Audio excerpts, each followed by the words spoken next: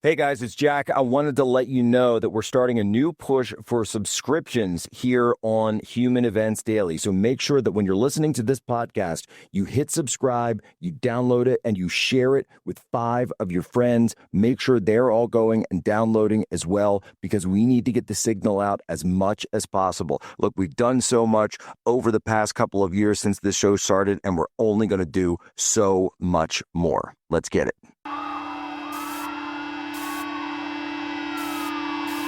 This is what happens when the fourth turning meets fifth generation warfare.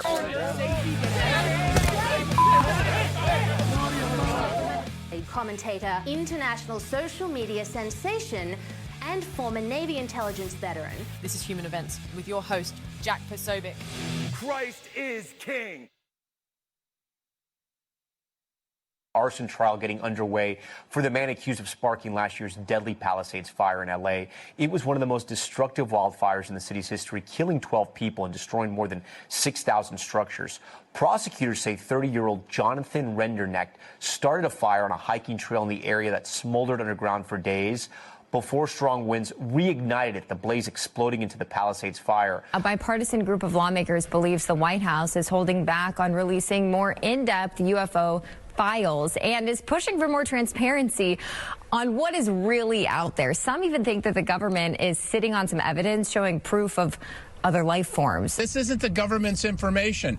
Unless there's some kind of national security element that's going to imperil our safety, this is our information. Now we have a serious warning about the millions of dollars Americans rely on for retirement.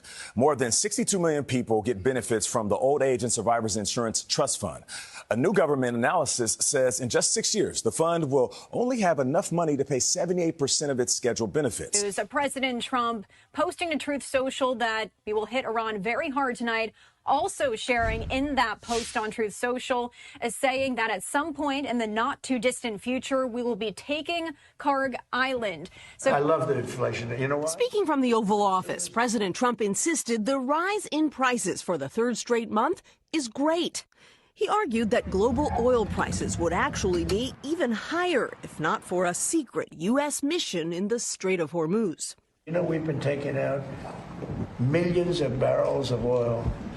Nobody knows it. Trump said he had ordered the military to help move more than 100 million barrels of oil making its way through the strait and into the open market, undetected by Iran. We took out the other night 22 ships, late at night with no lights, because they don't have any radar, because we blasted the crap out of it. All right, here's what we're going to do. I got this all figured out. Leave it up. All right, President was talking about leaving it up. Instead of having the 2028 primaries, out in the states and the caucuses and all that, no. Just do it right here. Do it in the octagon. Let's get it all out. Let's go to every single cabinet member that wants to go. The VP, everybody. Get the Democrats in there. James Tallarico, Ken Paxton. Figure it out in the octagon. Let's go. Well, ladies and gentlemen, welcome aboard today's edition of Human Events Daily. We're here live. Today is June 6, 2026, Anno Domini.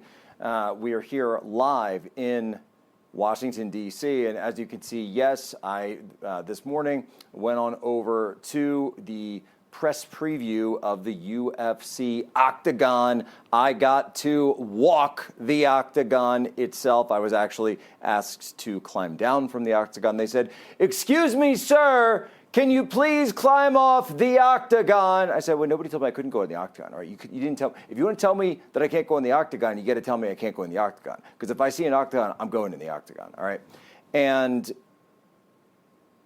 we're looking at this, and I saw, last night, the light up of the Octagon. As amazing as it was, the hype is absolutely through the roof for UFC with normal America, middle America, regular America. I got to thinking, and I thought, I know that the intelligentsia is attacking this and tearing it apart, but let's think if we can. Let's take a little page out of Scanner Darkly or Man in the High Castle, and imagine, if you will, an alternate reality with me. Come along. Imagine America 250 under Kamala. Imagine Kamala's America 250. Imagine what we would have. Non-stop yearly apologies for America, the humiliation of America, non-stop worship of people like George Floyd or Trayvon Martin, or talking about how terrible America has always been, non-stop lectures, non-stop bringing up, slavery and Christopher Columbus was a terrible person, and we have to castigate ourselves. And it would be struggle sessions on the White House lawn. It would actually be struggle sessions of patriotic Americans, or just complete humiliations of our rituals, humiliation rituals of our military, humiliation rituals of our leadership, humiliation rituals of our White House. What's President Trump doing? He's holding celebrations of America. And let me tell you something, ladies and gentlemen. The American people love combat. It's just true. It's always been true. It's been true from the start. Now, that doesn't mean the American people always love war. And it doesn't mean American people always love war, especially if the war is not perceived as in their interests. I'm not saying that. But I'm saying the American people love a fight. They love to see an underdog come in and beat someone who's too cocky, who thinks he's cock of the walk. No. The American people love to see a winner. The American people love to see maybe a little blood on the streets. But that's what America is all about. That's what the original 4th of July is all about.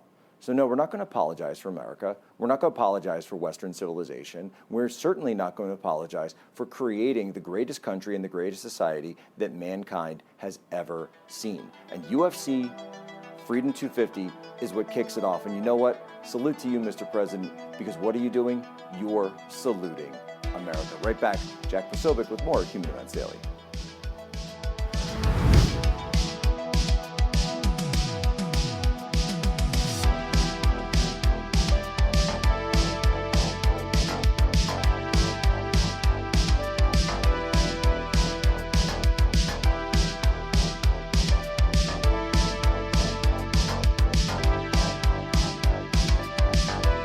Stand in our way, and our golden age has just begun. This is Human Events with Jack Posobiec. Now it's time for everyone to understand what America First truly means. Welcome to the Second American Revolution. All right, folks, Jack Posobiec, we're back live, Human Events Daily, Real America's Voice. Ladies and gentlemen, we got to talk about it. We've been talking about it. We're going to talk about it a little bit more. Fluoride. The government has been medicating your water with it for over 80 years. Not because you asked for it, not because you voted for it, because they decided you needed it.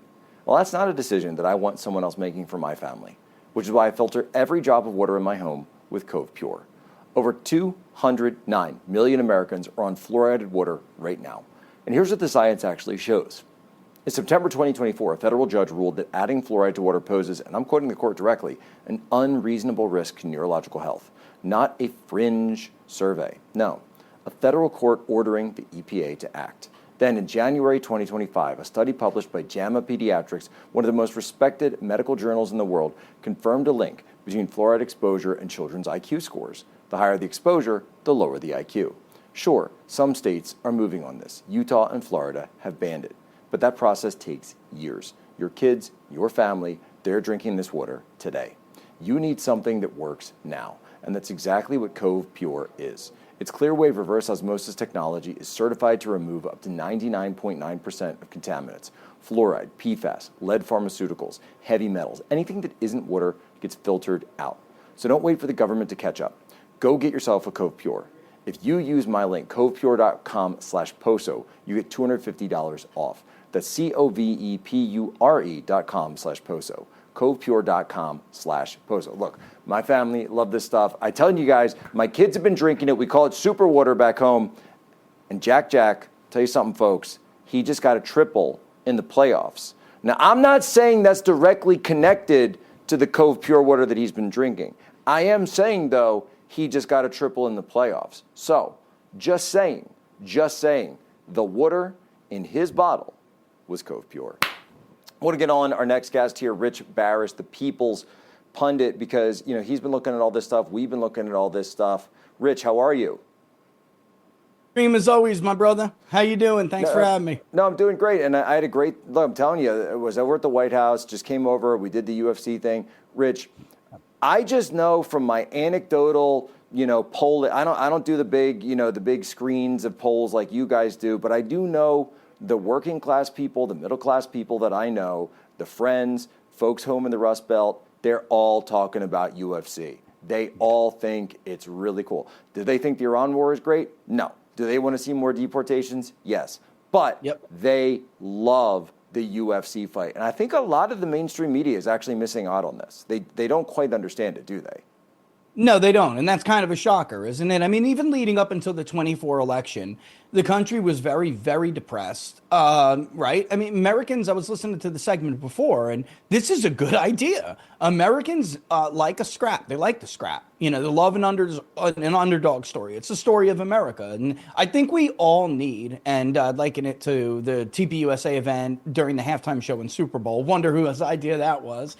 Must have been some Polish guy's idea, I think. That's what I heard, at least. I'd liken it to that. People need to feel good from time to time, Jack. And, whatever kind of commentary people want to try to offer on that. Well, you need violence to feel good. Well, America is Europeans used to look at us like we were ruggedly individualistic and almost barbaric, right? In the sense of the old world's kind of, and that's what makes us American. That's a good thing in my mind, anyway. We need a win. We need a win. The country needs a win. All right. We need to just be able to unplug for a bit. That's what they like to do. They did it all through, there's been hard political times. And by the way, Rich, I'm just going to say something that I know, and this has been said a little bit, but I'm maybe kind of leaking something. They've said that audience of the seats that are right in front, and I was at the preview there earlier this morning. Most of those seats are going to be military members in uniform, and those guys are going to be cheering their heads off. So when the media and Trump, this is very good on his part. So when the media and the left starts attacking it, you're going to look like you're attacking the best of America's military. You're going to look like you're attacking something that so many average Americans love. And it's going to feel like the media and the left are attacking them. This is Trump at his best. And call balls and strikes, this is one of the best ideas he's had. Well, that's what I was going to issue a bit of a warning here, too, because, of course, we know there's some people on our side who are, might be tempted to take a shot here or there. I would strongly suggest not doing that. If you're upset about something, you don't have to be upset about everything. This is a very good idea. I mean, it's also key to the president's brand. I'm a numbers guy. I'm always looking at things through that prism. And, if you're trying to shore certain people up, certain demographics up, I mean, this is the best way to do it.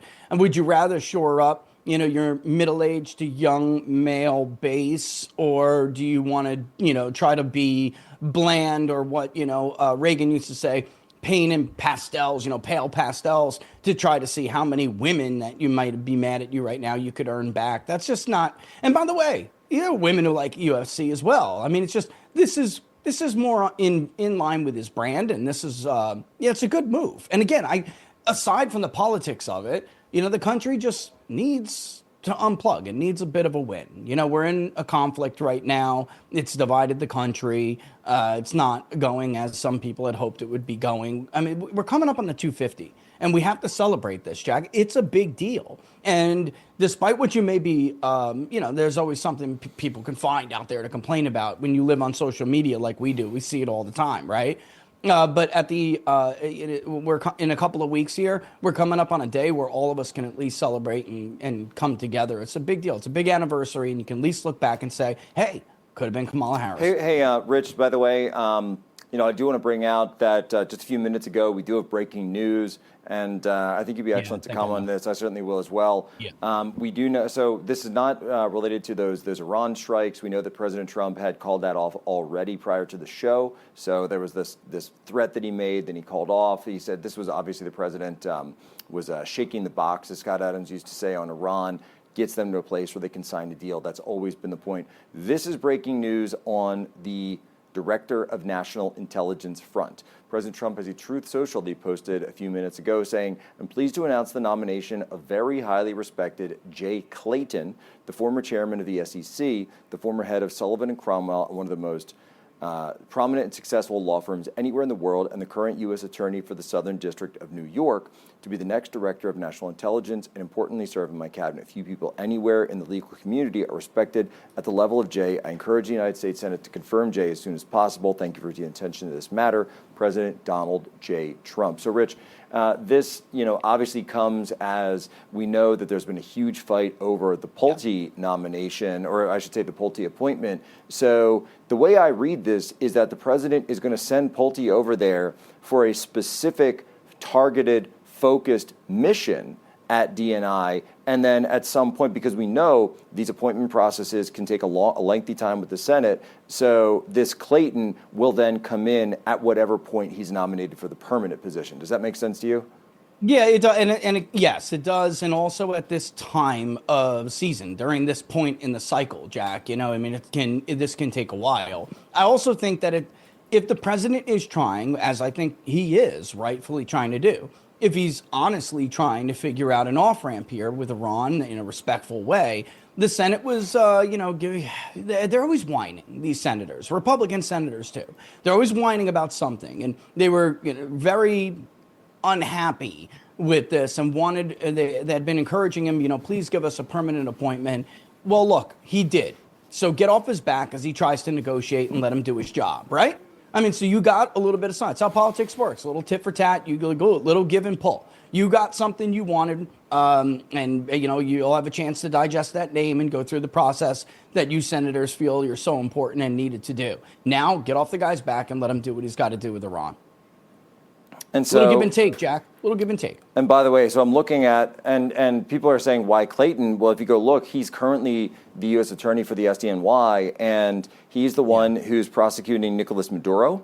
He's the one who has taken up initiatives on companies for regarding a lot of the fraud that's been going on. So he's already been someone who's worked with the president on a number of national security issues like Venezuela. So it seems to me, because of course people were saying, oh, well, Bill's a businessman, which I thought was a ridiculous attack line on it, because you know who else was a businessman that went into government? Donald J. Trump, who was elected 3 times, by the way. And people wanted an outsider to go in and start cleaning things up. So, they were trying to say that. And even Clayton here doesn't have, a traditional intelligence background at all. He's been the U.S. Attorney for the Southern District there for about a year. It looks like about a year and change. So not, a lot more in the finance world, a lot more in the Wall Street world. Grew up in southeastern Pennsylvania, by the way, so I certainly can't fault him for that. Went to looks like he went to just pull up his bio, right? Strathaven High School. I think I used to play them in high school or in football actually. So interesting background there. And of course, this all is going to come as we know that the Senate and the president have been at odds, as you just said, on so many key pieces of legislation, so many key bills, so many key areas of funding. So that's where the president is coming in to say, you know what? I don't know how long it's going to take you to confirm this guy, so I want Bill the Bulldog Pulte in there so he can actually be doing the job from day one, hitting the ground running. And then when we can get Clayton in, when he's confirmed, then we can get him in. That's going to be, of course, the president's prerogative, as all things are. Rich Baris will be on with you for hitting some more as we return from this break. Human Events Daily, Real America's Voice.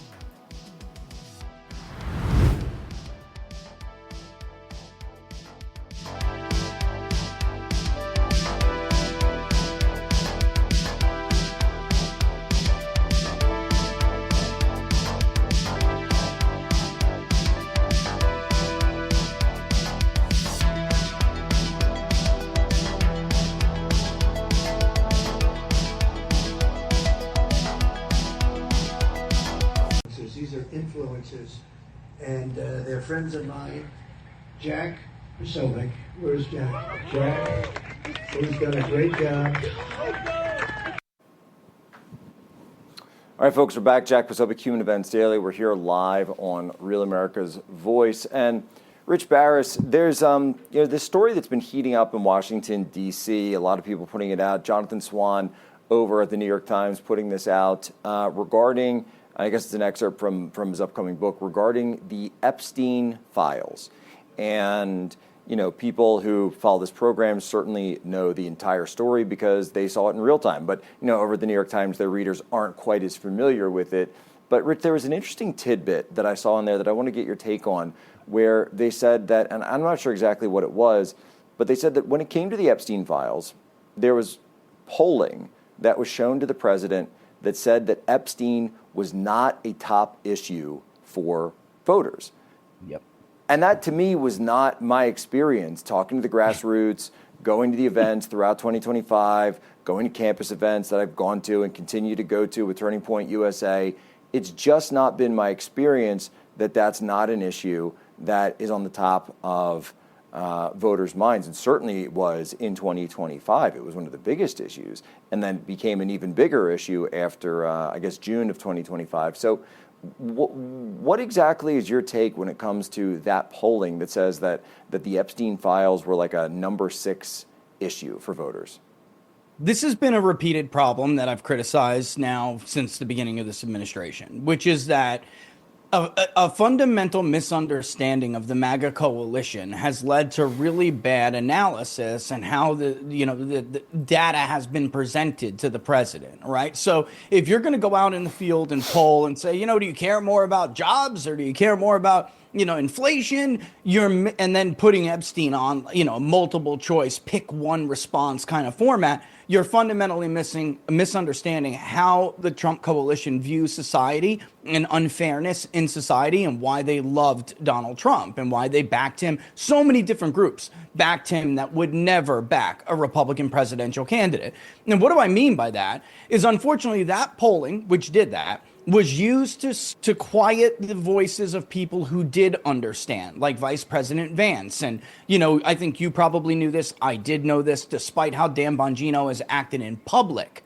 Privately, he was pushing for more transparency, and he did warn that this was a grave miscalculation and this will cause a grave political injury, a self-inflicted injury. He was right. The vice president was right. And yet the people who didn't want to hear that use the polling that you're talking about to misinterpret things. All right. And what do I mean by it? What am I saying here, guys? The Epstein issue was everything. It wasn't number 6. It was everything, because the Trump coalition voter believes that this class is ruled and being ruined by a ruling class that gets away with egregious behavior, rigs the system not only in their favor, but against them. So when you're talking about people who care about the economy, when you're talking about people who care even about immigration and how much things cost when they go to the grocery store or to the gas pump, they blame that ruling class for all of it. It is all under the umbrella of the Epstein class, which is what the Democrats now have used as a narrative, and they're running with it, and why it is so effective. And Trump, more than anything, Rich, was I've heard, elected real quick, Rich, to stop that.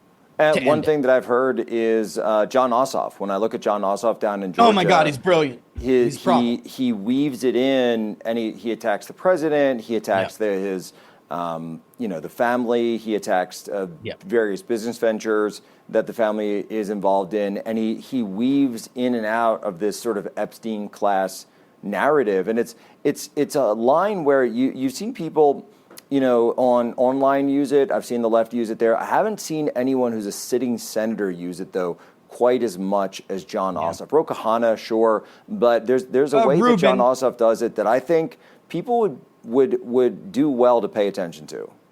You're totally right. Ossoff is the guy who sounds it the best, I guess. All right, sounds that alarm the best. Sherrod Brown is weaving it into his campaign against Husted, which he's winning in Ohio. Trump just carried that state by 13.5 points. But I would very much warn everyone and remind everyone that even as Trump won the state by nearly 14 points, Bernie Moreno, who did win, ran 10 points behind the president. You can't afford to run 10 points by. Moreno only won by 3.5 points, brother. That's it. Everyone is always using Trump's benchmarks to go against, to measure against, or uses a baseline for Republican baseline performance, and that is a gross miscalculation.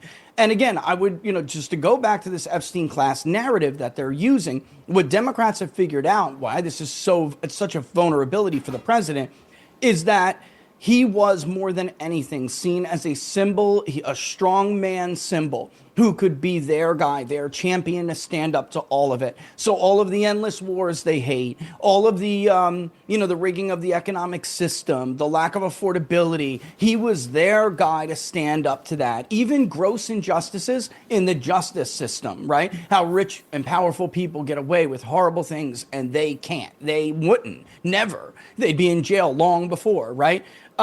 This is the problem, Rich, and let me just double check this, because if there's information that's being given to the president on polling on Epstein that is incorrect, is it possible that he could be receiving incorrect polling information on other subjects as well, such as, I don't know, Iran, deportations, other things like this? Great question. And I mean, I can tell you for a fact that is the case. There was just a headline 2 weeks ago about a poll from that was done by people, obviously, who were pushing the Maha agenda and had to deal with vaccines. The poll, which was hid, and then another poll was conducted and shown to the president, nearly derailed vaccine reform. So this is it has very real impact. Immigration, which we've talked about before countless times, and maybe some of your viewers even know what I'm talking about. I have long feared the president is not being given correct information on many different levels, and this is one of them. And there's really, as a pollster, there's just no defense of some of the stuff that I've seen, I know about, and I've heard. If you don't understand how the Epstein issue, let's take that and go back to that for a second.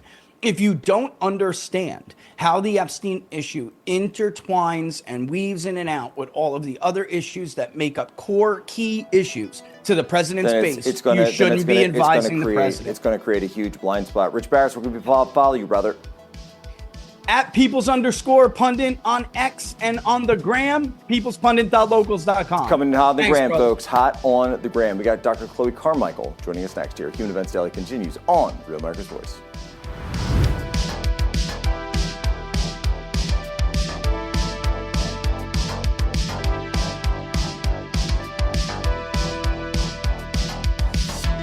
Where's Jack? Where's Jack? Where is he? Jack, I want to see you. Great job, Jack. Thank you. What a job you do. You know, we have an incredible thing. We're always talking about the fake news and the bad, but we have guys, and these are the guys who should be getting Pulitzers. All right, folks, Jack Posobiec, we're back live here, Human Events Daily, Real America's Voice. Now, folks, we know that there's been a lot of stories lately that have caused anger and in some of the things that we talked about. And today, of course, we're trying to focus on something positive, like the UFC, the celebration of America.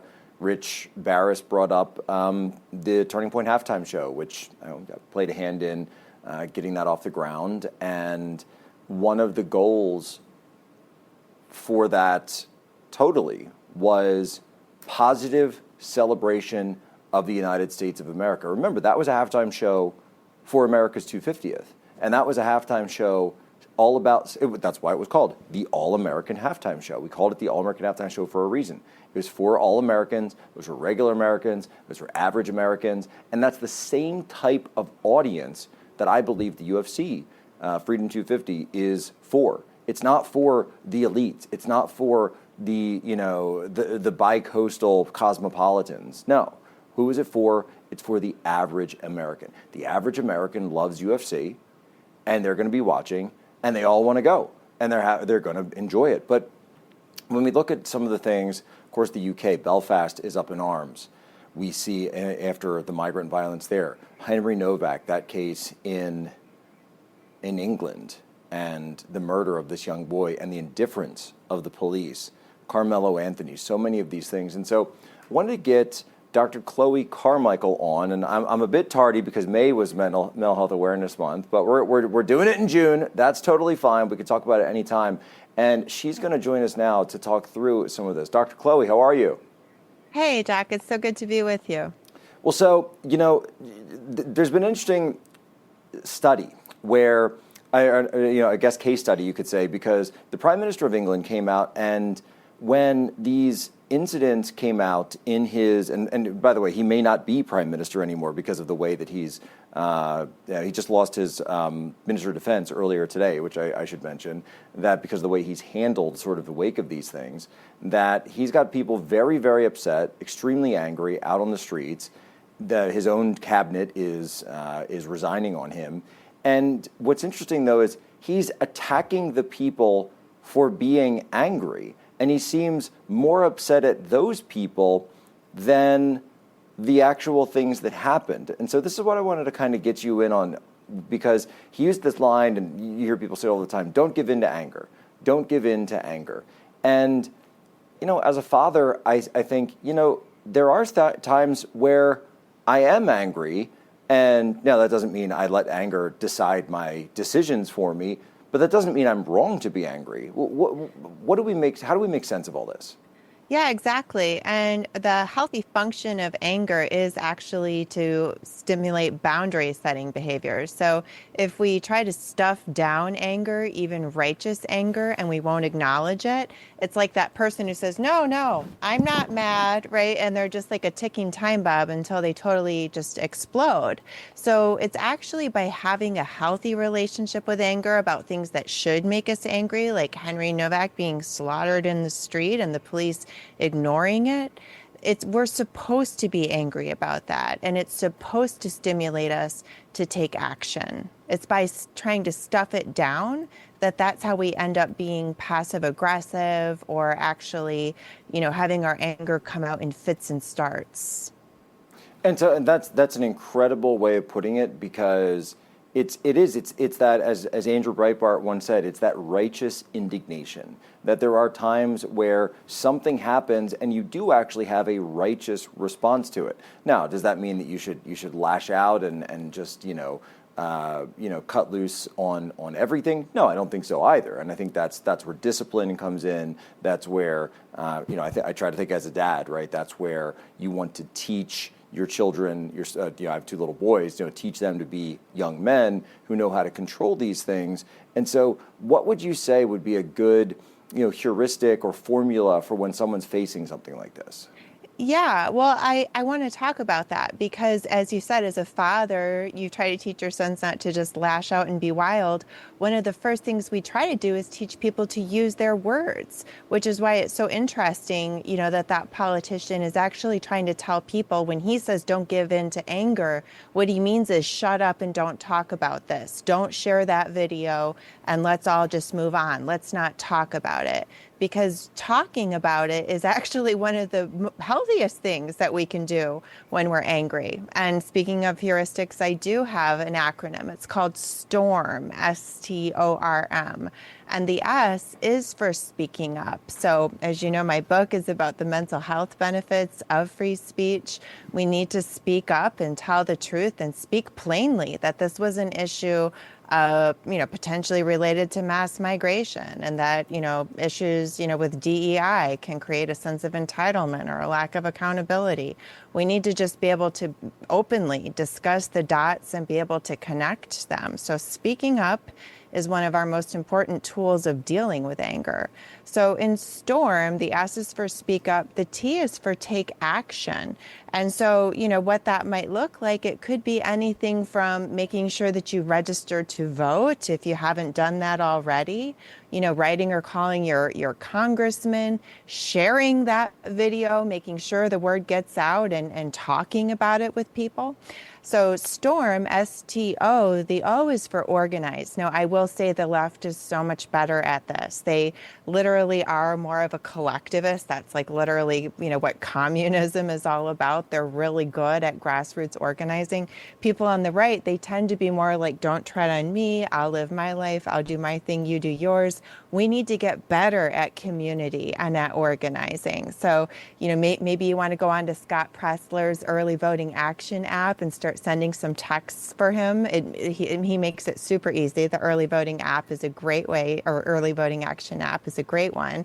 Maybe you want to go to a school board meeting. Maybe you even just want to wear your Trump t-shirt in public. Whatever it is you're finding some way of connecting with your community and making yourself known. So wait, can I mention that, the connecting with the community part? So you mentioned, and by the way, the organizing, of course, Turning Point USA, Turning Point USA, Turning Point USA, and Turning Point Action. Yes. If you, as Charlie would say, if find a chapter, and if you can't find one, start one.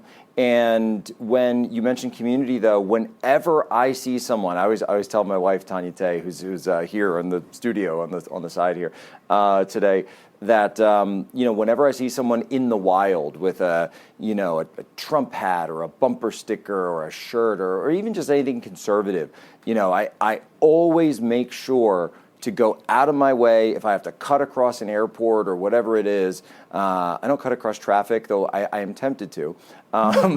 That to just let them know, hey, that's a great shirt you have on right there, or hey, I love your hat, and I make sure to say something to them, because there's such an atomizing feeling when you watch mainstream media, to feel as if there's no one out there who thinks the same as me. There's no one out there who, feels the way that I feel about what's going on. And I see politicians or media figures come up and say that, I'm wrong to think the way that I do. So it's funny you mentioned that about the T-shirts. I do that. I've literally been doing that for years. Yeah, that's a really good one. And, I encourage people to just, Google for your local political action groups, Turning Point USA, all those things. And, wear your T-shirt. That's a great way to connect with the community. And then I do it. Storm, we do it at when my kids play baseball. Sometimes I'll just throw on a Turning Point shirt and see who comes up. Yes. I've done things like that too. And I mean, I'll admit, it's actually kind of scary sometimes almost, because as you said, it can be so atomizing. But at the same time, you find out real quick who your friends are in the room, right? So it can work in both directions. So in Storm, if you find yourself angry about some of these events and you go through speaking up, taking action, organizing, the R is for reflection and prayer. So, always taking that time. Remember, prayer is an action too. So taking time to, go to church, that's another great way to connect with community and try to get some guidance from God, give that anxiety up to God, connecting in that way. And then the M is for move your body, right? So just like at the UFC thing, when we get angry, we get a natural spike in adrenaline and energy. So even if it's just, going for a run or going for a walk, we have to make sure we give ourselves a physical outlet for all that extra energy. I love that. I love the way that you're putting these all together. These are things we do that, the Poso household, I love doing this, because I'm thinking about this in terms of not just, for the country, for the movement, for politics, but just for individuals. What's something you can do in your day-to-day life? And we do. We go to church. We try to make time for prayer every single day. We go to church every week, I should say. And so many of these things, people lose that, and then they might turn to other things to try to fill that void, when in reality, everything you're talking about seems incredibly healthy. This is a great conversation we're having. Dr. Chloe Carmichael, we're always so happy to have her on. One more segment, Human Events Daily, right back.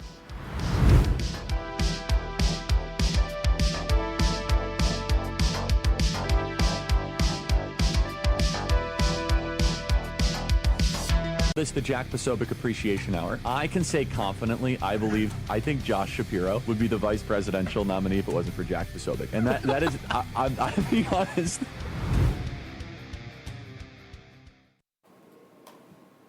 All right, folks, we're back. Jack Posobiec, Human Events Daily, Real America's Voice. You're looking at some of the footage earlier today of that UFC, the preview that I got to attend at the White House.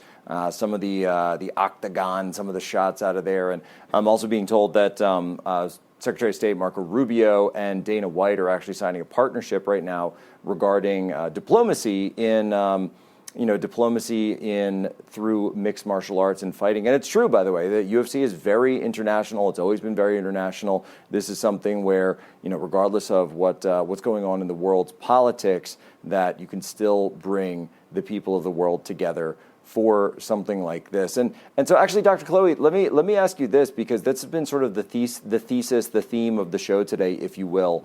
I went to the UFC celebration / preview earlier today. We know the big fight is coming up on Sunday, and it's something that I think the president is putting together that regular America, middle America, just absolutely loves. It may not be the cup of tea for your urban city dwelling liberal. But at the same time, when we did the Turning Point All-American halftime show, it was the same kind of theme we were trying to push forward, this idea that everyone can unite around one thing, love of the country. And if by the way, if UFC isn't your thing, there's a state parade, there's going to be a state fair in DC, there's going to be military appreciation, so many things about coming together and loving the country. And yes, putting on some championship fights, that's pretty much part of Americana and certainly modern day Americana.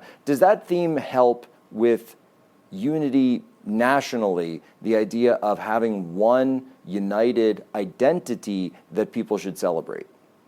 Yeah, of course. And I think that's exactly why, as you're saying, there are certain, people, typically bi-coastal elites, that hate it so much, right? Because UFC it's certainly about physical fitness. It's about competition. It's about masculinity. Of course, they label it as toxic, right? So it hits all the buttons that drive a lot of people crazy.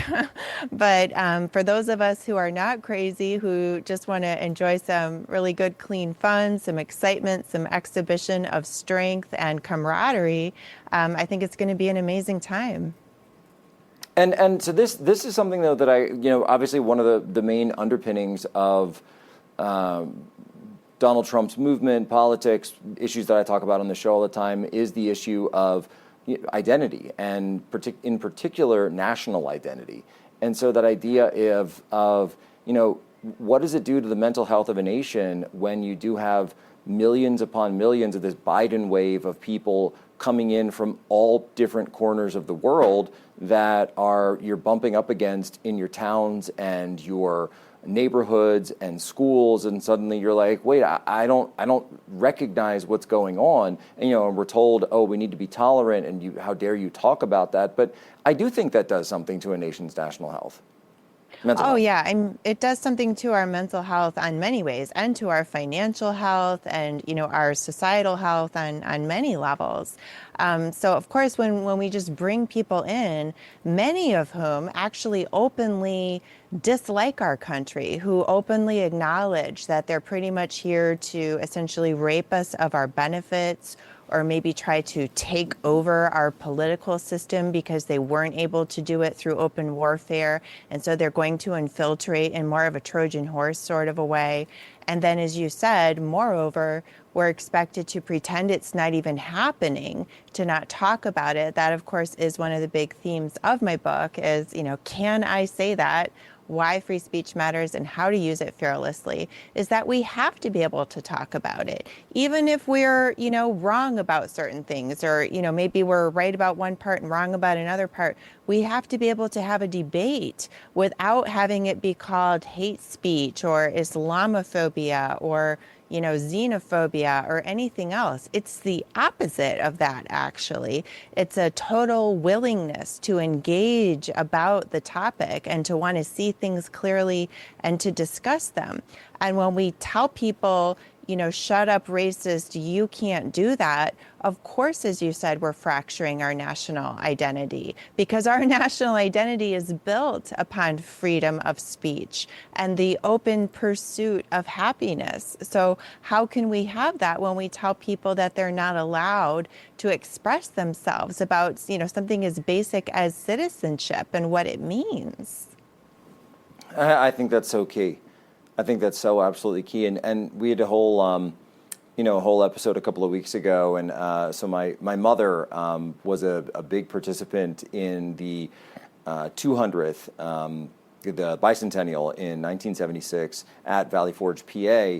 And she wrote an incredible piece talking about how united everyone felt back then and how together people were. And this was the time that in the 1970s where the president had just resigned and there was this huge scandal of Watergate. And Gerald Ford came to speak at Valley Forge. He would go on to later lose that election. And yet there was something about that bicentennial 50 years ago that was so incredibly unifying that I can see from the White House's perspective that's what they're trying to evoke, and yet there seems to be so many of these forces actually trying to divide in America today, and that really is some of the big changes that have gone on in the last 50 years. Yeah, I remember seeing your post about that people were actually going in covered wagons across the country to like attend some of those events.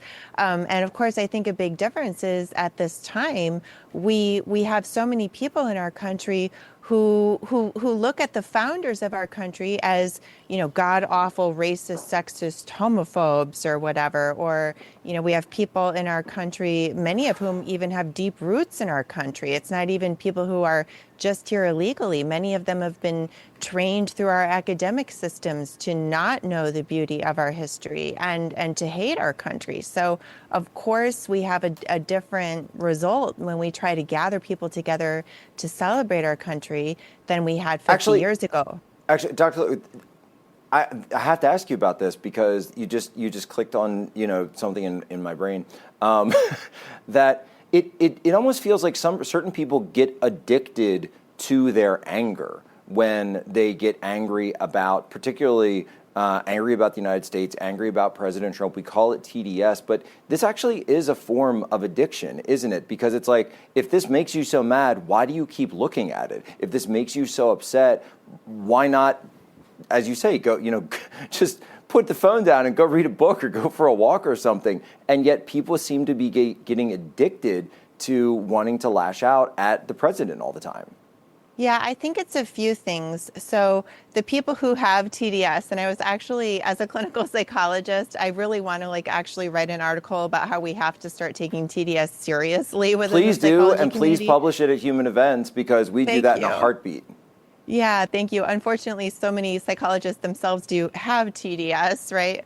But I think a lot of the people that have TDS, they're not only addicted to the anger, but it's attached to a sense of personal superiority, right? So there's a smugness about it. And so that's why they're attached to it, because it gives them this sense of superiority. And the same segment of people tends to be the least religious. And so they're trying to fill that spiritual place, that connection to God place, with this sense of political superiority. And so I think that's why they're addicted to it. They're chasing something within that of course they'll never find. That, you just blew my mind. That absolutely, the fact that the most TDS people are the least religious people, the sense of superiority. I'm going to tell the producers right now, guys, we're going to make sure that Dr. Chloe writes this article, and then you're coming on. We might have to do an entire hour on this. This was amazing. Dr. Chloe, where can people go to follow you, get more information about what you're putting out? Yeah, thank you. freespeechtoday.com. And I love to pop in virtually to book clubs. So if people want to do that, just come to freespeechtoday.com. All right, check her out, folks. Check out her stuff. And remember, love your country. Ladies and gentlemen, as always, you have my permission to lay ashore.